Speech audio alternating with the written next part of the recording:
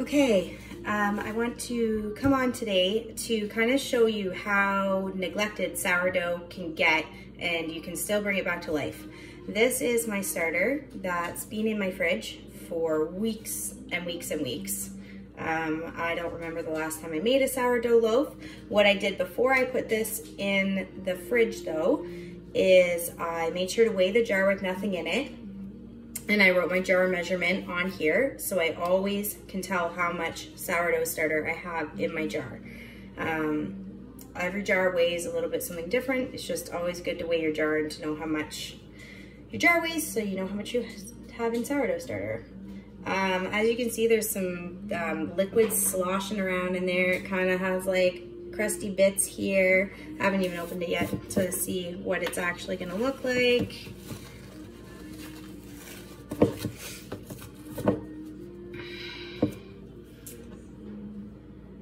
So you can see in there, it's pretty gross. There's liquid that's, there we go, there's the liquid. I find that if you use whole grain flours, I always try to put a little bit of whole wheat or a little bit of rye in my starter. I just like the little bit more body it gives to my final loaves. But the whole grain flour, for some reason, gives you this grayish, gross liquid, and it looks like it's bad. It smells like it's a really sharp, sour smell because this doesn't have any food left for the yeast to eat. So they're just doing their thing in there.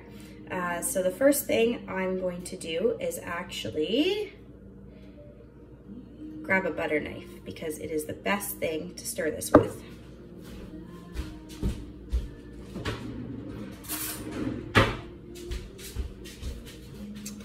So I'm just gonna kind of, you can hear it's super crunchy.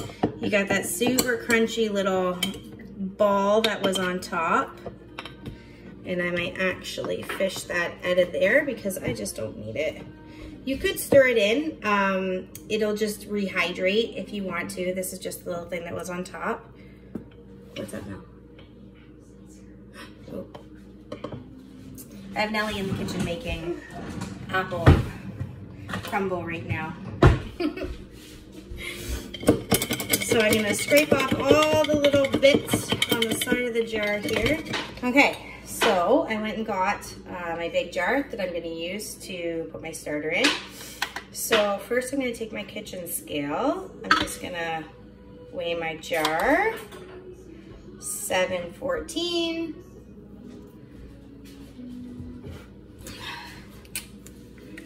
I love using painter's tape to label everything. It comes off super easily, and if it's a little bit stuck on to whatever you put it onto, just get it wet and it slides right off.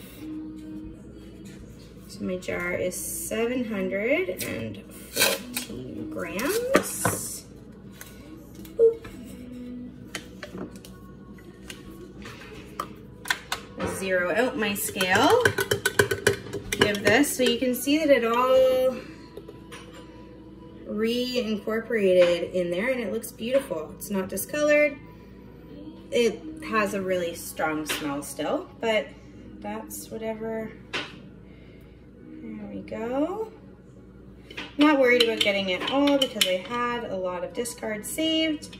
And for the breads that I make, I only use about 50 grams of fresh active starter per loaf, so it's not a big deal, but I do want to get some holiday baking started and bake a few loaves of bread for people, so I'm going to make sure that I am ready to keep this going for a couple weeks until all my baking is done.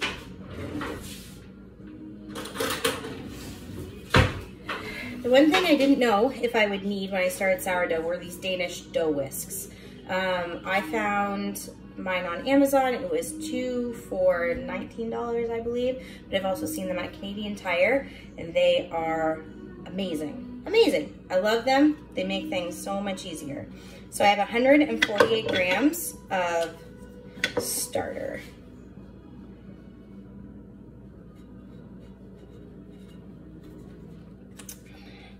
So what I'm going to do now is I just like to do a 1-to-1 4:1 ratio. It really helps it rise in about a day. And I'm going to be using it tomorrow, so it should be risen by then and it should be good to go. I like to use warm water, not hot, just warm, to really help it get going, because this has been in the fridge a really long time. But you can already see there's some bubbles in there. I've stirred up some of the gases, so there is some stuff still happening in there even after weeks in the fridge. Heidi, what's up, bud?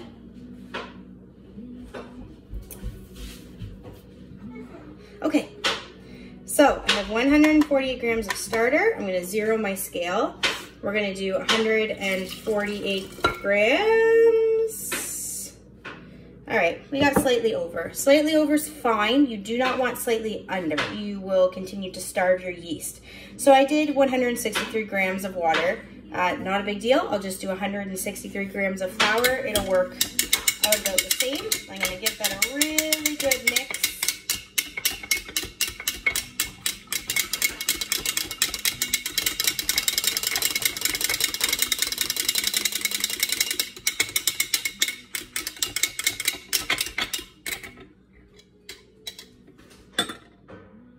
And now I've got my white flour.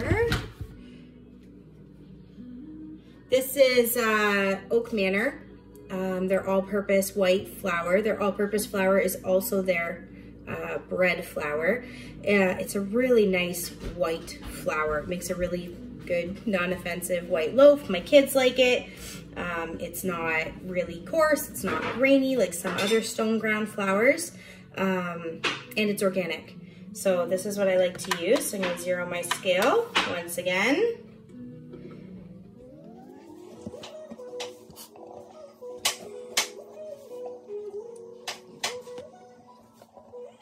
I got 144 grams of white flour. And I always like to add a pinch of rye flour. This rye flour, I think, is just from the bulk barn. But I do prefer the 1847 mil rye flour. I just find that it's a really nice, robust rye. So we'll do that to 163. There we go. And I find that that just really helps to feed my starter, and it creates a beautiful flavor in the finished loaf, even if I'm only making a white sourdough. Just using a little bit of rye flour in your starter helps give it a really nice flavor.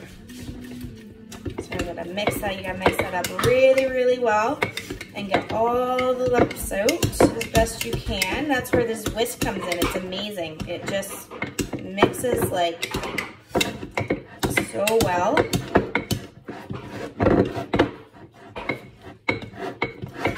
And I try to scrape down the sides of the jar, just so you can watch it rise. I like just to make sure the next day that it hasn't fallen. Sometimes my kitchen just gets too hot if we're baking in here, and it will rise too quickly and it'll fall on me a little bit. If I have clean sides of the jar, I can see how much my starter has actually fallen on me. I don't mind using a starter that is fallen a little bit, mostly because I proof in the fridge overnight. I find that it gives the bread extra time to regain its rise if you raise it, do the final proof in the fridge overnight.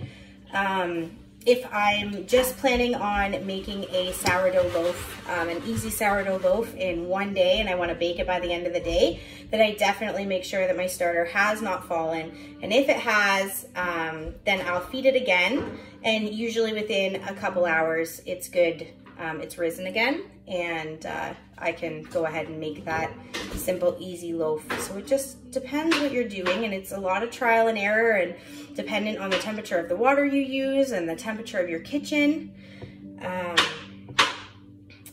So yeah, there we go. As you can see, that's all incorporated now. It's a little bit lumpy, but that's okay. There's a big bubble there already, just getting some more of the gases out from the yeast. The yeast loves to be fed. This is a starter that I made last Christmas when I started baking sourdough. So little bits and pieces of this starter have been with me for a year now, and they've been in and out of the fridge. It's a good, strong starter. And it does really well with different types of flours. You can use this starter to make other little mini starters. If you know you want to make a 100% whole wheat loaf and you'd like to make yourself a whole wheat starter, you can use this method to make yourself a whole wheat starter. Just use more whole wheat flour instead of using the rye. Replace some of your white flour with it, or use all whole wheat flour. I don't love to do that. I find it makes a really dry starter, which can lend itself to a really low hydration loaf at the end. My family doesn't love a really dense, dry loaf. So I tend not to make that. They're not bad, they're just not what my kids are gonna eat, so why make it? I will come back and I'll show you tomorrow what this looks like, and you will see. We'll make a little line. I'll put some tape here and you can see how much it rises. Even though it looked like it was beyond hope and I haven't fed it or loved it for weeks and weeks and weeks, it will be okay, and yours will too. Okay, so it has been about a day and a half since I fed that old raggedy starter. My kitchen is pretty cold this time of year. It's been kind of dreary weather, no sunshine, so our house hasn't been super, super warm. Also, my oven light broke. Sometimes what I will do with starter to make it get bubbly faster and get ready faster is turn on my oven light and pop it in the oven with the light on overnight. That actually provides just enough warmth to really get the yeast going, but my oven light broke.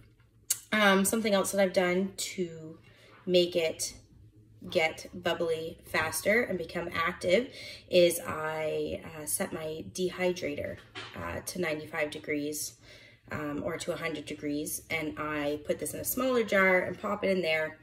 And that really, really will get it going. But I wasn't in a rush. I don't have any special occasion I needed my sourdough ready for. I just really want to try Heartbeat Kitchen's, Amanda's pickled jalapeno and cheese sourdough this week.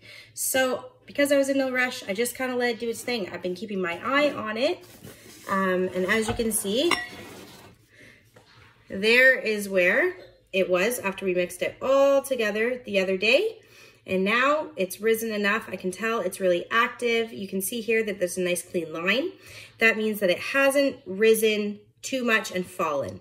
If you see that you've got a lot of goop up here, it's got a rise line and then it's fallen, you can use that to make any sort of sourdough discard recipes. But if you want to make a sourdough loaf, you should feed it again in a smaller container, pop it somewhere warm, and give it a couple hours just to reactivate. It means the yeast kind of ran out of food, and it won't give you a great sourdough loaf. Your loaf will be a little bit dense, maybe a little bit gummy. I'm gonna kind of show you inside here just what the difference is. It's really, really liquidy. You can see all of those wonderful bubbles.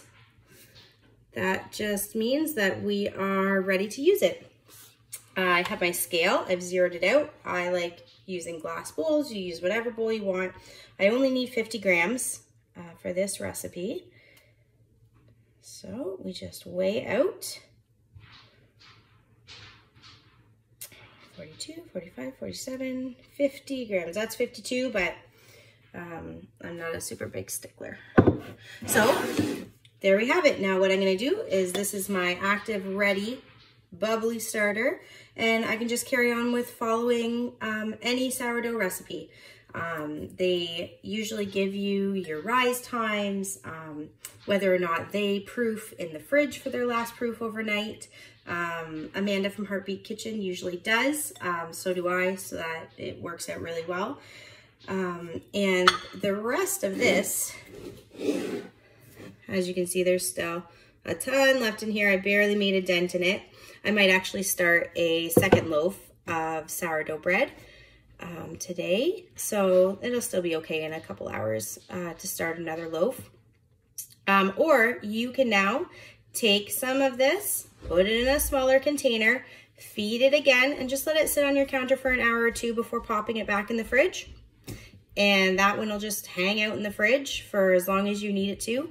And then you start the process all over again. You can also use this to make any discard recipes. So if you find a good loaf discard recipe, pancake discard recipe, I know Venison for Dinner, Kate has a really good apple sourdough discard recipe that I've been wanting to try. So I might actually make myself a little bit of discard just so that I can try that recipe later this week too. Yeah.